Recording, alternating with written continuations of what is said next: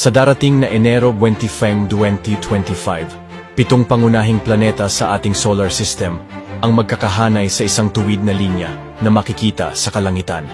Ang pambihirang pangyayaring ito ay nagpapahiwatig na ang dakila at kakilakilabot na araw ng Diyos ay papalapit na. Gaya ng sabi sa Biblia, at magkakaroon ng mga tanda sa araw at buwan at mga bituin. At sa lupa ay magkakaroon ng kasalatan sa mga bansa na matitilihan dahil sa ugong ng dagat at mga daluyong. Magsisipang lupaypay ang mga tao dahil sa takot at dahil sa paghihintay ng mga bagay na darating sa ibabaw ng sanglibutan, sapagkat mangangatal ang mga kapangyarihan sa mga langit. At kung magkagayoy makikita nila ang anak ng tao na pariritong nasa isang alapaap na may kapangyarihan at dakilang kaluwalhatian. Si Jesus ay babalik na, kung handa ka nang tanggapin ang Panginoon.